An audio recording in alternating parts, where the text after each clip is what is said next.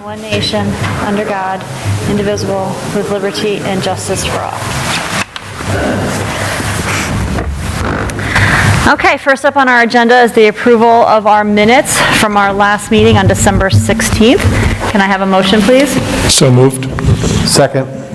Any questions, comments, or discussion on those minutes? Okay, all those in favor say aye. Aye. All those opposed, nay. And any abstentions?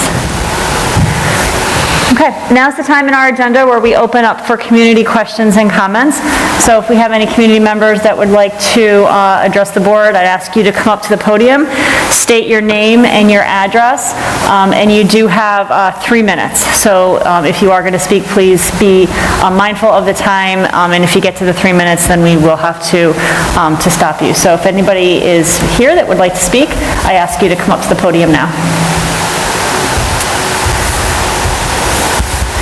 Okay.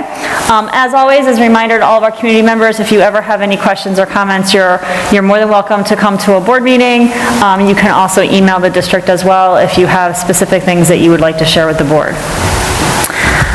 Now we have our report from Caitlin Odell, our student representative. Caitlin. Good evening, everyone. Both boys and girls bowling have had a strong start to their stack season, recently sweeping Binghamton. The wrestling team has also had a good week, beating Elmira 49-19. The swim team has had 5 swimmers hit state records, and our very own Gannon Johnson and Riley Loomis have each been named HM All-State in Class A football. Excuse me.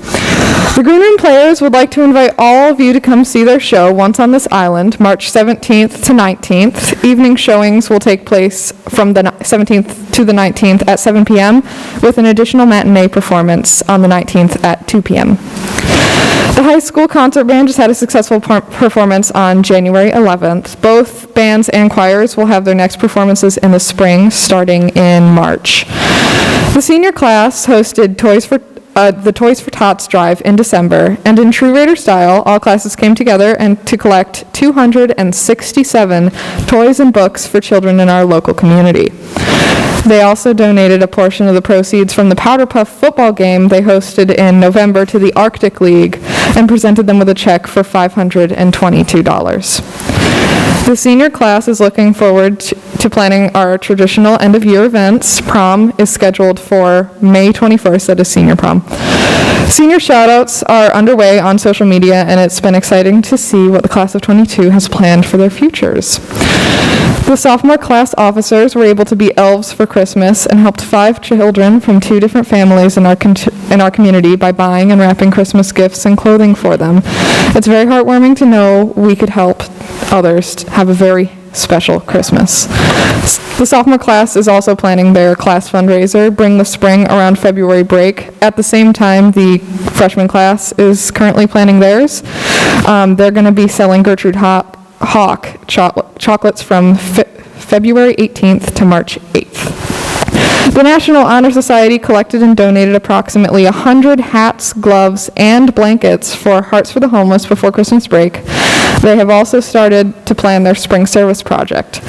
Last year's project was creating a kindness rocks garden around the flagpole, and this year's project will be announced soon. Thank you for your time. And at this point, I'm actually going to be bowing out of the meeting due to a rehearsal back there in the choir room. All right, thank you. Maybe we'll hear you. A little background music. You might hear our feet. Thank you, Caitlin. Okay, next up is typically when we have presentations, but we don't have any presentations for this evening. So I will transfer it over to Dr. Douglas for the superintendent report.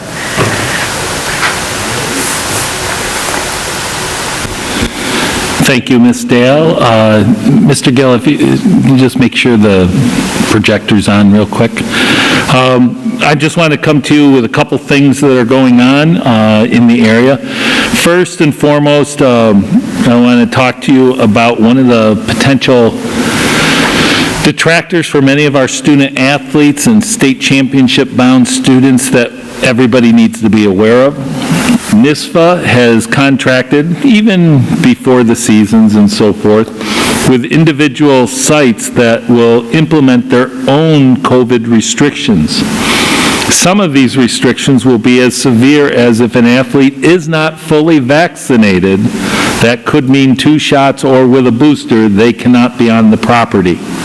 I have written a note, along with several of my colleagues, to the director of NISFA, Dr. Robert Zayas, and indicated of our displeasure that not even the state requires this for students, and that they should, as they are advocates for our student athletes and representatives of the fees that we pay, they should change this forthwith, though it does not potentially discriminate against one gender or another, or against one sport or another, as that, in my opinion, is his requirement as the leadership role that we entrust him to.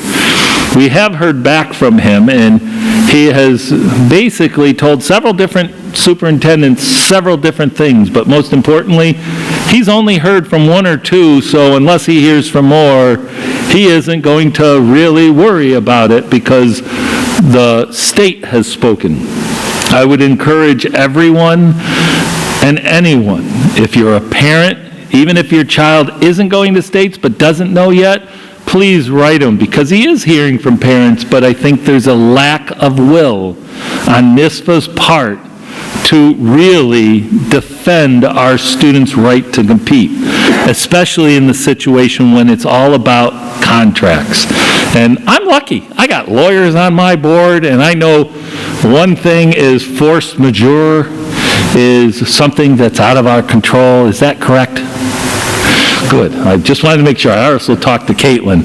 But I know, just like with anything, especially in a pandemic, you could have conversations with these sites and try to work something out for the betterment of the kids. And I imagine RIT, Mohawk Valley Community College are not really worried about that. They're more worried about the kids. But I'm really disappointed that he, A, has not returned my letter, which was very direct and legally formatted, that if it comes to our students being denied the opportunity to play, I would probably call an emergency meeting of the board to file an immediate injunctive relief against NISFA and any state championship. And I hope the board would support that because we owe it to our students that have qualified to get there. So I just wanted to just survey the board, sort of by a thumbs up, thumb down. Do you believe we should move forward if that ends up being the case for any of our sports teams?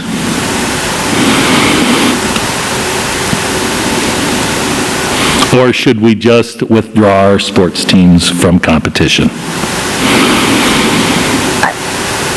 That's the hard part. Yeah, go ahead. Mr. Johnson. Do we have any sense of how many students this would affect? Like what percentages? It all depends on the, venue and the sport.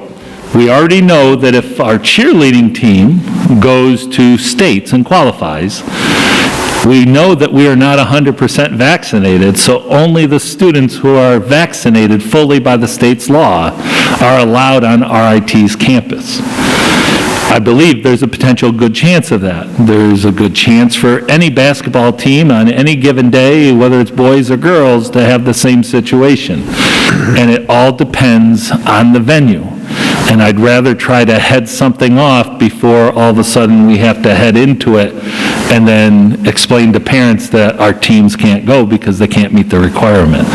It's just an unfortunate situation that could be overcome by simply just finding a new venue in the immediate area, not to take away from the hotels, but that could house it, whether it's several schools. Like in the instance of the cheerleading, instead of doing RIT, they could use Pittsford-Mendon, Pittsford-Sutherland, Penfield, Fairport, all within roughly a 5-minute drive, and probably pull off the same exact work and keep a majority of the contracts, and they could also go back to RIT in the years future, so no, it's like a win-win.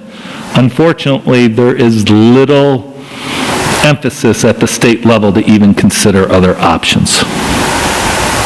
Yes? So, from my recollection of case law, I believe state public high school associations, although they're ostensibly private associations, are treated like public or the government because they basically represent hundreds of governmental agencies. So if we're not able to mandate vaccinations for our students, I would think it would also stand to reason that this public high school association cannot mandate it either, whether it's through contracts with venues or what have you. So I could support litigation in that situation. And hopefully it does not rise to that. I will have to act quickly on behalf of our students if it ever rises to that level. Mr. Christmas. Yeah, it seems to me like it's a little premature to be discussing whether or not we'd pursue litigation, but I would certainly support any and all actions that we could take if we had students that qualified for states, teams that qualified for states, and they were going to be impacted. And I would think that we're not the only district that would be in such a position. So, joining together with others, advocating on behalf of our students, seeking an exception from the facility, from their policy, I mean, anything and everything up into potentially litigation, but I think I would advocate all those various options if we think we're going to be impacted. And if litigation becomes the only result, then trying to do that along with others who are being impacted, to me, seems like it would be a good idea versus us going it alone. But certainly, I think we should support our students if they're going to be negatively impacted by this. Okay, and I would say that we would be exploring that as well. Just like you said, there's power in numbers. It's like in our area, we have a couple of the top state-ranked basketball teams. And I don't care how those students are vaccinated or not, but if they earn that trip, they should not be told that only some of your team can go. And I think the heart of it, just like you said, Mr. Christmas, is that we try to exhaust everything else, but if not, we join together, even in amicus briefs, to help others and fellow school districts to do what truly we all stand for. The competition is for all, and all means all. Yeah, I think the hard part is not necessarily having control over the venues, right? And so at any given time, any venue could change what their regulations are and what their requirements are for people to be present in that venue. And that's going to be the hard part. Because even if we were successful in getting the cheerleading competition moved from RIT to elsewhere, there's no guarantee that that new venue wouldn't then say, well, there's a vaccination requirement. Yeah, and see, that's one of the reasons why we've suggested schools. Right. Because there isn't a single school that would put that in place. Right. Because we aren't empowered to put it in place. Right. But it's just options. I think what I'm hearing from the board or seeing from the board is let's proceed cautiously, try to do it at the least intensive level as possible, but make sure we stand up for our kids. Yeah, absolutely. Thumbs up, is that a fair statement? Yep. Thank you all. The district's been handing out a lot of COVID tests over the past couple of weeks. It seems like we are getting a regular amount of tests, that we are trying to do our staffing one week and our community students the next week. As we build more and more supply, we will be looking at a way of doing it for our general community as well. I have just recently ordered 4,000 more tests, and we need people's help as this pandemic starts to move towards what's known as an endemic, and we all have personal responsibility to this, so we're trying to make sure testing is out there. I can tell you, since we've started it, we have seen a lot of testing going on and being reported to the school of individuals who have turned positive or negative. But we encourage that and be open and straightforward with us, because the quicker we can identify, get things tracked or logged into the state's portal, you will get a much easier job of getting your orders and release dates, that it pretty much happens simultaneously, that will help us hopefully return to a much more normal state, similar to what would be like a flu setting, where now it's a 5-day quarantine or isolation, which is really 6 because the first day only counts as day 0. But what happens is that would be sort of similar to if we were having a regular year and all of a sudden a major flu endemic came through and have some impact for a time. I think we're going to have a little of both for a while, so the more we can all work together, the more we can try to minimize, keep tests to stay open for our direct contacts. That would be helpful, and we're really looking for the community to help participate.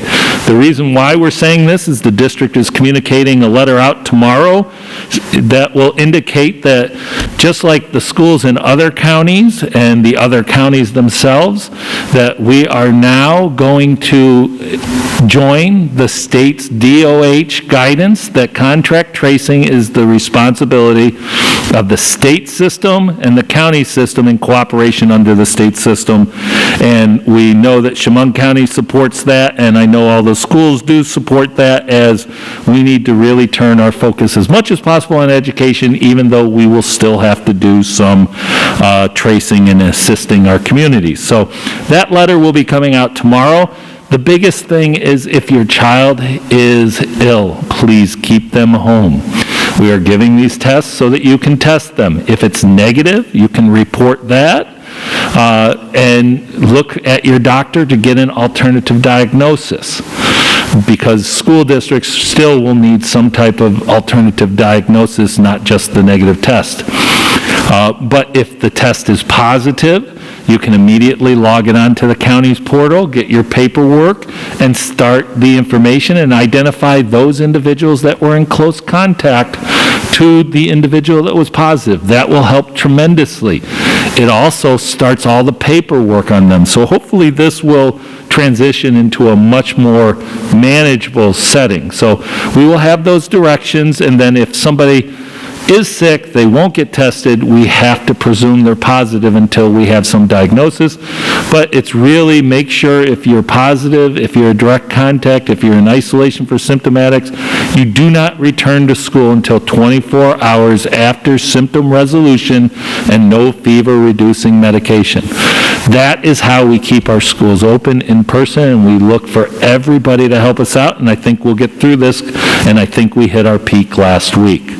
Ladies and gentlemen, Test to Stay will be part of it, so the more you talk to our nurses, the quicker we can get you enrolled in that over a 5-day period.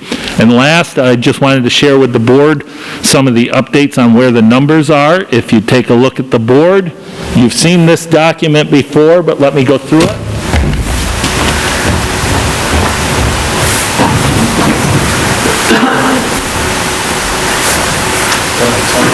Thank you. Woo.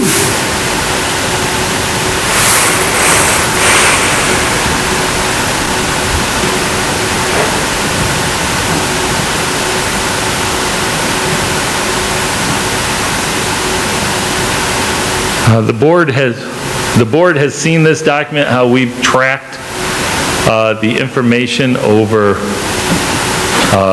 the past 20 months. I'm just going to zoom down a little so that you can see more of it. But right now, you can see this is the current week that we're on, but we go a week behind on the data. So if you look at the data, these past 2 weeks are the highest we've seen ever since the pandemic. When you look at data, you want to see that your data will be between the ranges that you set. Ours is 0 and 4. Last week was the first time in the 2 years that all the data reached absolutely 4 on both metric points. And those are these areas right here. And if you notice, it's pretty much 111 through 114. That is roughly the start of 10 days after the New Year's holiday. And that corresponds with what was going on. We were on the high point, and if you look, notice, we were in orange for a couple weeks. Here's Thanksgiving. So it repeats after the same as last year. So people will say to me, well, we're in red, why aren't we closed down? A lot of the reasons for closing down is because of staffing. Our students, it's been, let's face it, it's been tough. We had 135 positive students in 1 week. We had almost 200 direct contacts. Our nursing staff, especially our new LPNs, have done an amazing job at making sure that Test to Stay is there, and a lot of people have been supplying to it, that we have caught about 15 to 20 cases of positives that were from positive contacts outside of school. We have not seen a lot of transmission in schools, and that's one of the reasons that the state DOH, the county, and the schools are saying, if we can get everybody to help us out, report to the county, report and work with the state, and just be straightforward with us.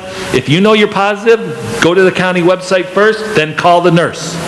Let us get the data to match, because that way we can start the clock and we can help out families as quick as possible. But we know that a vast majority of direct contacts that are in the home with a positive tend to turn positive. So that's where we want to focus people, isolate, and then we can work with that smaller subset to try to keep the education going. So where we're at right now is at the end of last week.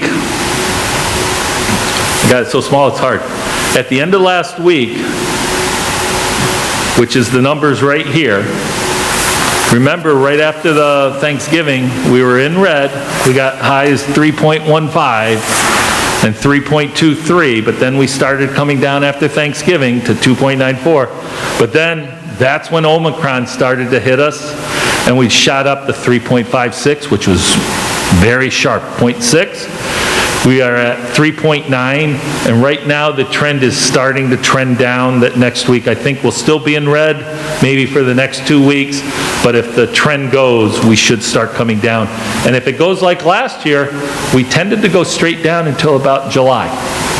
So I just wanted the board to know we are managing this. This week will be a little hard to interpret the data because we're only open for 3 days. And I want to thank everybody for the Snowvid Day. Between the snow, the wind blowing, and honestly, when you see that in 2 weeks' time we had over 300 positives, it was a real good time with the new 5-day quarantine to have a 4-day weekend. And also gave everybody a little chance to recuperate. We are heading into Regents Week, which at the high school, which was the #1 spreader over the past 2 weeks, because the kids are out more mobile during that time. We need them to really pay attention so that we don't have to impact any of our extracurriculars. And then as we come back for that, we have a February break coming up that is about 3 weeks away. So I think the prognosticator in me, like I've said before, is as we go through February and get towards March, I think that will be a next major change in any type of state guidance, even though the mask mandate for the state right now is scheduled at the end of January. I do project that the governor may increase that for a little bit, but I also have been hearing at the state level they are trying to move towards personal responsibility and a state's endemic status. So then it becomes choice. So I'd ask people to prepare for that. Just so that you know, as we go into the spring semester for athletics and extracurriculars, fully vaccinated for athletics is 2 shots, and you must be boosted. So we need to get that information out so parents not to participate. That's just for If you're contract traced. So they're trying to do one way or another to keep people to minimize, especially in the high-risk areas that they determine. I was very disappointed to hear the CDC say we should cancel band and we should cancel football, especially when we weren't in football season. But we have been doing these things and we have not been seeing it.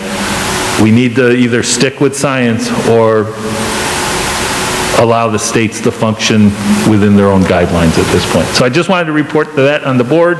Any questions on the data or anything I'm missing? The state is seeing almost a 30 to 40% drop in cases downstate, which usually lags about 2 weeks behind coming upstate.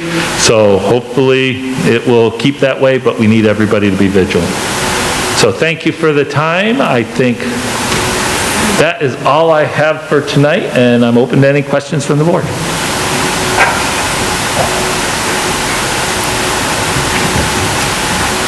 Kevin? Question, did the district amend their attendance policy for people out on quarantine and isolation? The district's attendance policy has to be according to the state policy. However, the district also has the latitude for anything in regards to COVID or isolation, that should be waived and not be any part of the student's academic piece. If you have any problems, contact the building, or if you know of anybody, have them contact the building principals. If there's still difficulty, contact Tony Gill or contact me. Any other questions? Oh, forgot one thing. Our board retreat that we had to cancel. Yeah, I was going to bring that up. Tony, could you step up to the mic and give us the makeup dates? Because once I get those, then I can set up which month we're doing the board tours in. I just didn't want to do both of them in the same month. Glad he mentioned. All right, so working with the Office of Racial Equality and Social Unity with Corning, they provided some Wednesdays. Wednesdays seems to be the date that they can be free, starting with February 2nd and February 9th, and then every date in March, every Wednesday in March, and there are 5 of them, are all available for us to connect with them to assist with the retreat. So if again, everybody February has 2nd their and 9th. calendars, we'd like to settle on a date today and lock it in.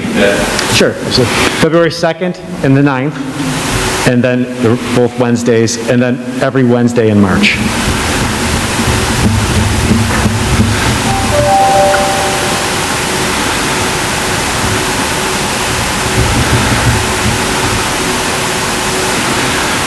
And this would be a 4 to 8. Correct. Okay.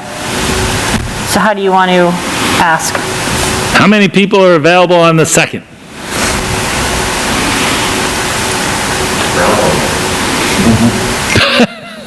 Okay, there's 2. How many people are available on the 9th?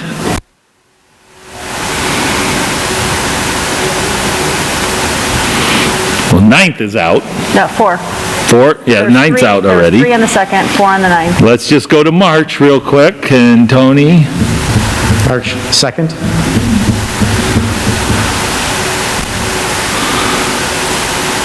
March 9th?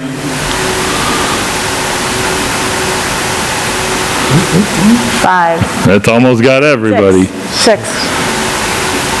Mr. Casey, how about you? Oh, the MAC tournament. March 16th?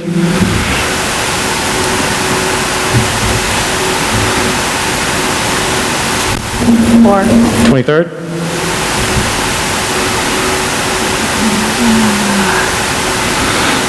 '23rd,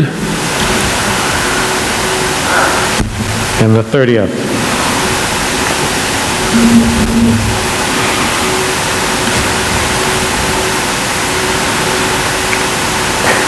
So this has been successful. well, right now, We hit 6 on March 9th. March 9th, and Shayla and Marianne are usually good as long as they know the date ahead of time. And so there's no flexibility on another day during the week besides the Wednesday? I can reach back out for another time, but, you know, that, we can go through the exercise again. I just know that solid Wednesdays, Okay, we got 8 to choose from, okay. All right. excuse me, 7. So go back to February 2nd and 9th. Who is February 2nd? 2nd, 2, 3, 4, 5, 6. I wouldn't, I could be here at 5:30, but I can't be Okay. here at 4. 6th and the 9th. What about February 9th? I don't think many people. 1, 2, 3, 4. There's just 4. 4.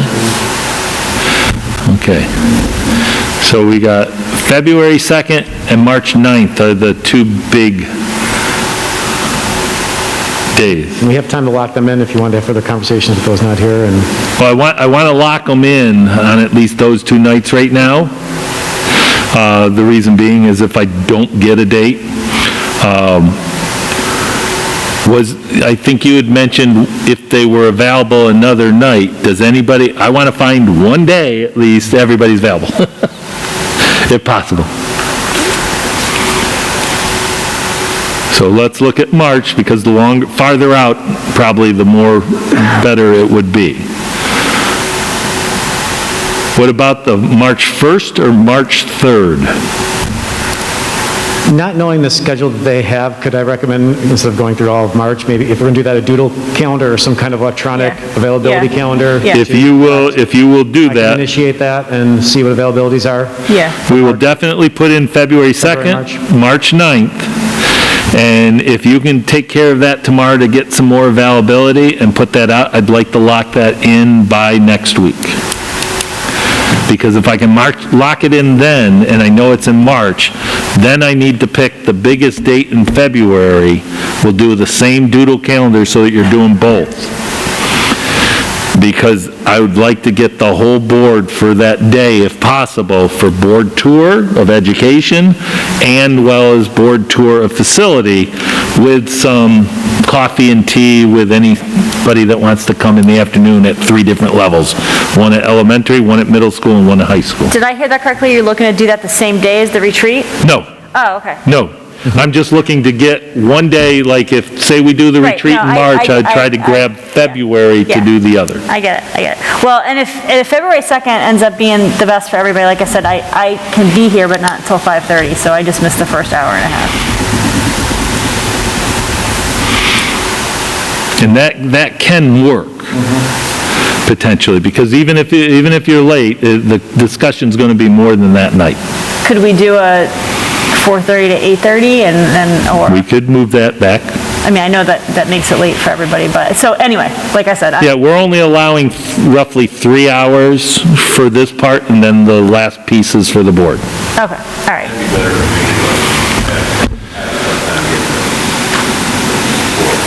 So it sounds like February 2nd, we could do the retreat. 4:30 to 8:30 with roughly 4:30 to 7:30, 7:45 for the conversation, and then just board review of their own dynamics for the last 30 to 40 minutes. So let's lock that in then.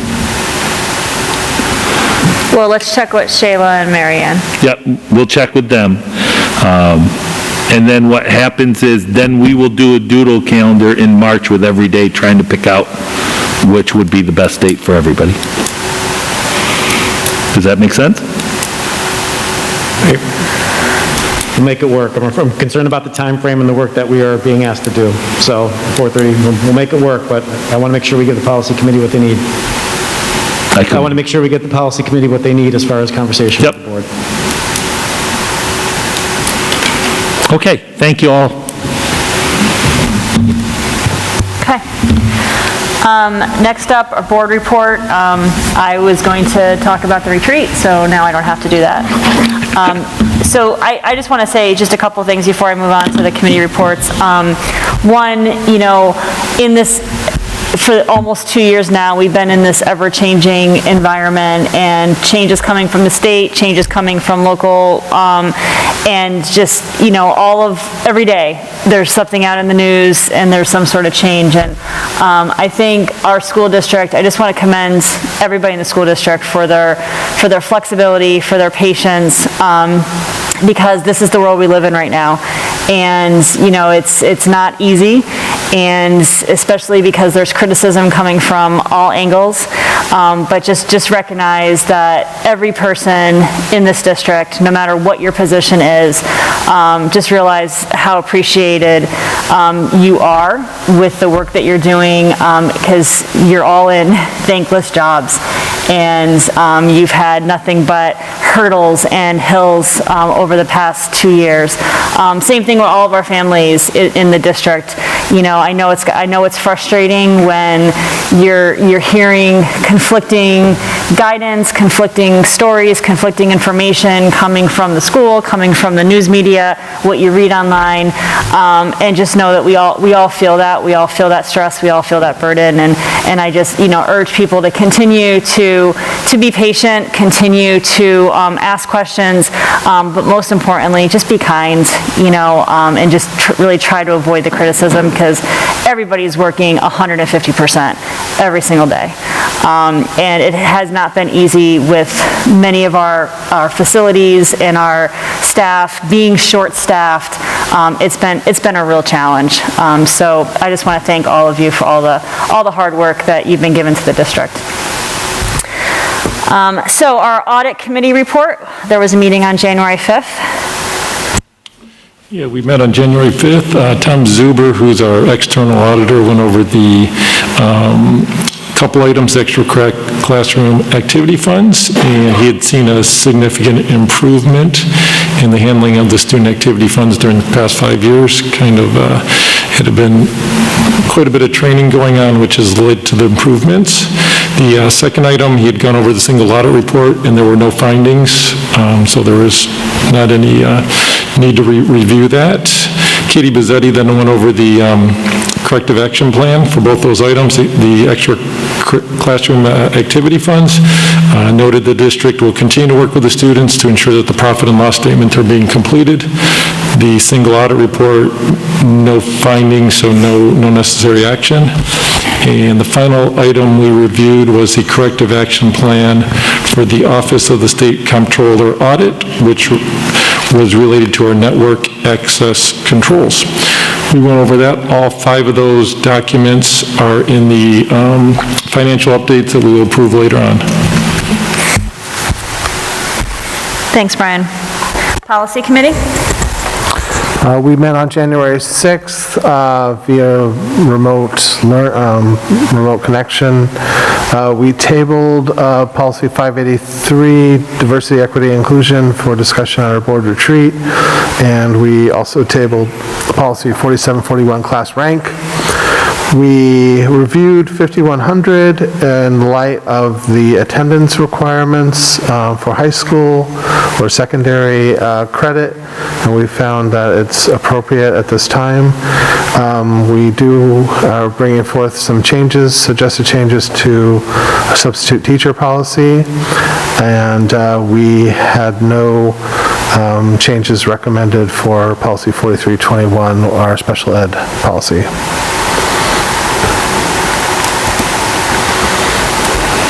Okay, thank you.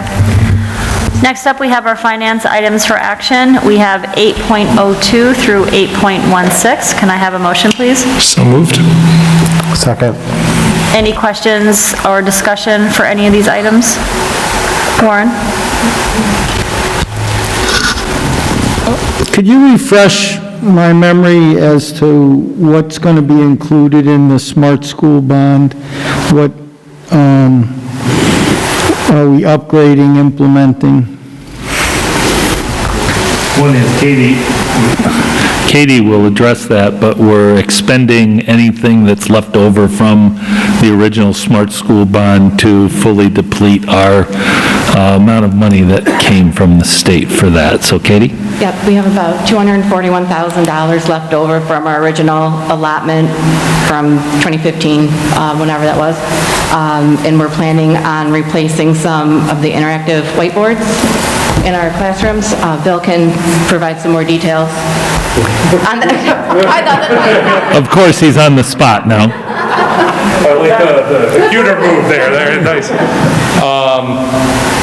Smart School Bond Act, can you refresh the question, please? What are we spending the money on? Oh, we're spending the money on interactive boards. Currently, we have a number of interactive whiteboards that are aging out at this point, and so we're looking to replace those with the new active panels. Same company, more modern, touchscreen, like think LED televisions that have touchscreens that seem to be the typical thing that you'll find in the classroom nowadays.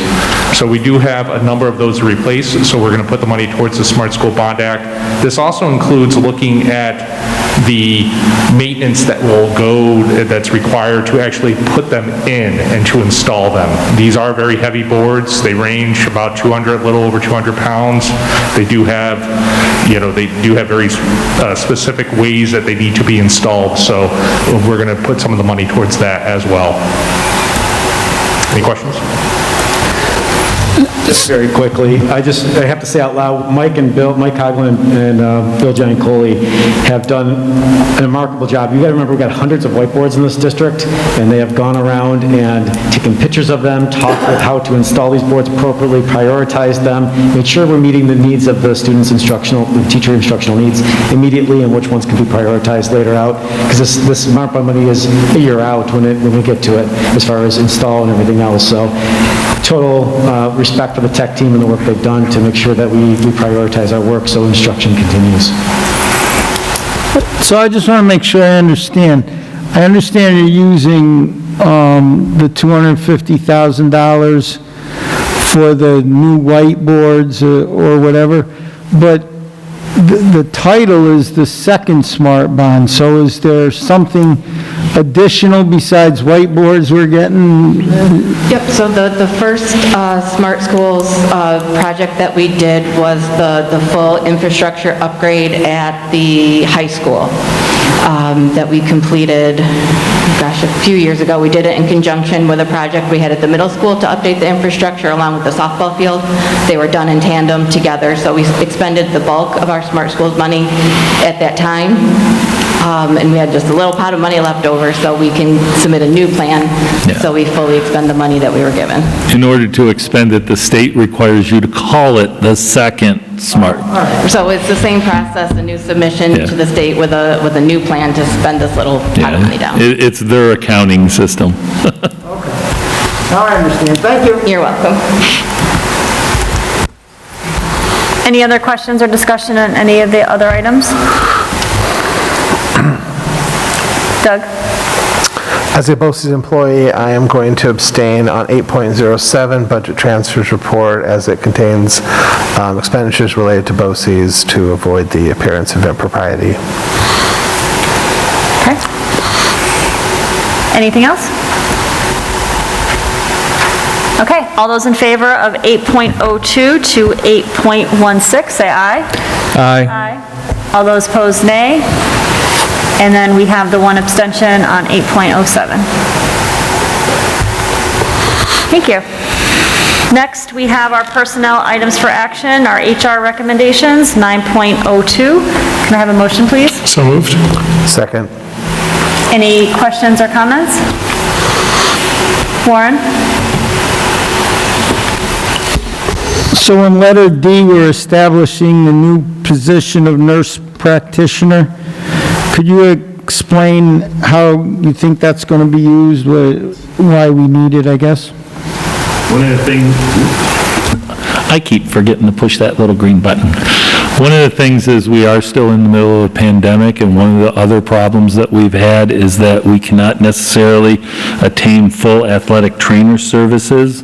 We are trying to heighten the opportunities within our healthcare service by having an actual registered nurse practitioner or nurse practitioners down the road as we look at the restructuring our health department to work in conjunction with our medical supervisor. And by doing so, we would actually have a potential prescribing physician on site, which certainly would have helped during this time, but it's also taking up an immense amount of time of Miss Kelly Squires in special ed, as she has been doing a lot of that work. And what happens is this gives us administrative oversight of our entire medical operations in conjunction with Dr. Satera. Kevin? A follow-up question to that. With the ability or bringing on somebody who can prescribe, will that change the insurance position of the district as far as bringing on that? Will there be added liability now that there would be an employee who had the ability to prescribe? The liability question would always be something we'd hand over to our insurance to let them know. However, we have that same liability with the prescribing physician who is our medical advisor, Dr. Satara, and it's within our contract. We would be having this person and reworking our contract with Guthrie to make sure that we have sort of the chain of custody from doctor, prescribing, on-site nurse practitioner, RNs, LNs, and so forth. Now we actually have somebody that could go in and we could apply for medical licenses like the CLIA, the LSL, that we could not do previous, nor Guthrie would allow us to do. In addition, if we have a doctor, prescribing physician here, now we could possibly write up the situation where we can hire a potential trainer to work under that and our medical official, Dr. Satara, and bypass Guthrie altogether, where they could not or find somebody, even though they've been able to find somebody since our issues with several other school districts, we need to go out on our own.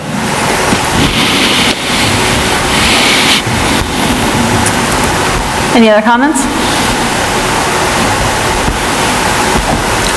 Okay, all those in favor say aye. Aye. All those opposed, nay. And any abstentions? And I do believe we have Jennifer Gnitz, how do you pronounce the name? Guinitz, okay, so welcome, Jennifer. I can't see with the bright lights, but welcome to the district. I'm so surprised she was so quiet. How do you say that last name, Jen? Guinitz, okay. Congratulations. Ms. Guinitz has taken care of a lot of our contact tracing. Along with Mr. Micheletti, we have a transportation that is going to have 2 leaders and firebrands going forward to try to update and improve our operations, so thank you. Thank you.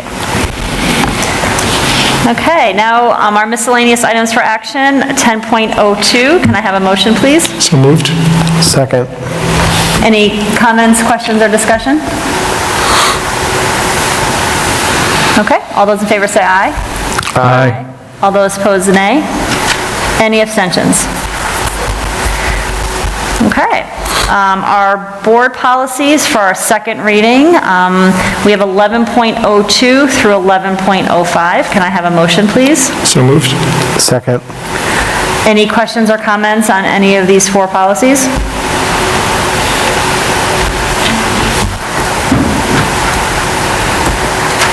Okay, all those in favor say aye. Aye. All those opposed, nay. And any abstentions? Last, we have our board policies for first reading. We have 12.01 through 12.03. No action tonight, but if anybody has any questions or comments related to these policies for the policy committee, I'll open it up.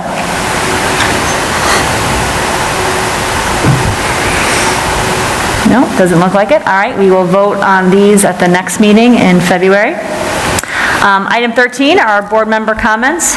If anybody has a comment, you're welcome to share it at this time. Dan? Yeah, it's a little bit what you covered earlier, President Dale, but I just want to reiterate, I think, my thanks to the district and all of the folks in it for their flexibility and hard work in the face of COVID in particular.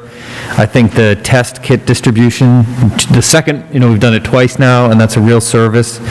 As a parent myself, having that, being able to test whether the kids are sick or not before you send them to school was really a valuable thing. The vaccination clinic that was held at the middle school, I think everyone's doing what we can to try to make sure the schools stay open, kids stay healthy, which is our number 1 priority. So just want to echo the thanks that you gave earlier for that. Thank you. Thank you. Warren?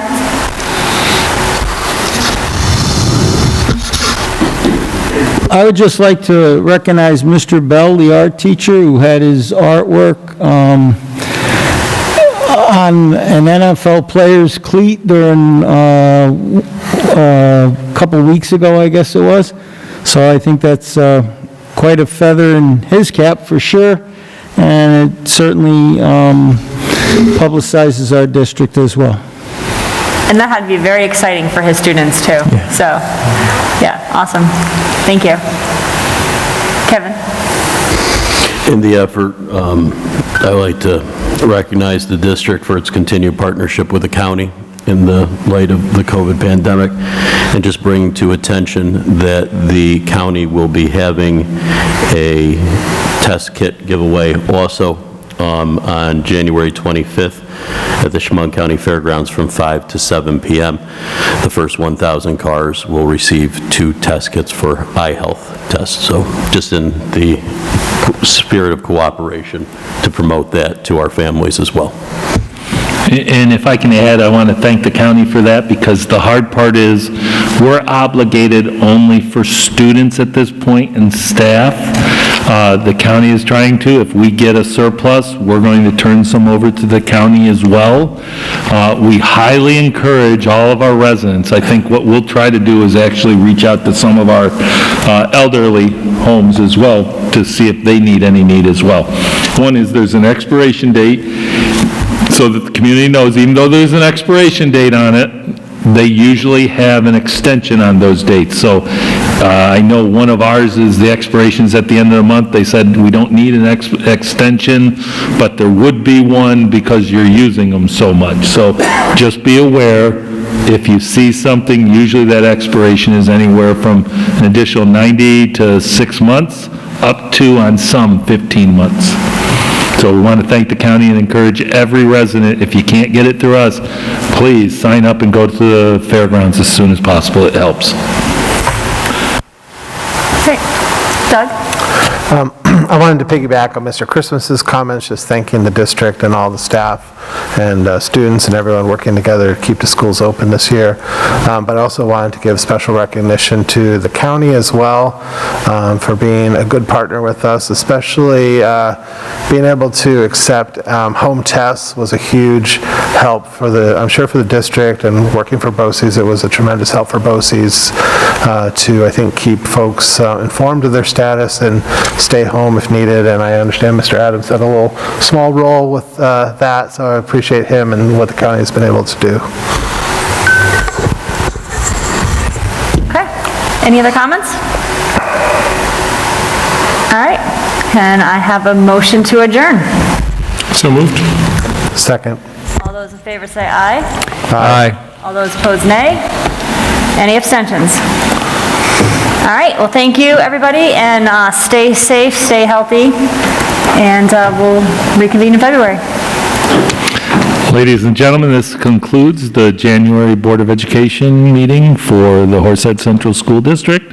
Our next board meeting will be in a retreat format only on February 2nd from 4:30 to 6, location to be determined, as that will be in retreat session. Then we'll be following up with our regular board meeting, which is the kickoff of budget season. Everybody shout out and say yay. Thank you all. Have a good evening.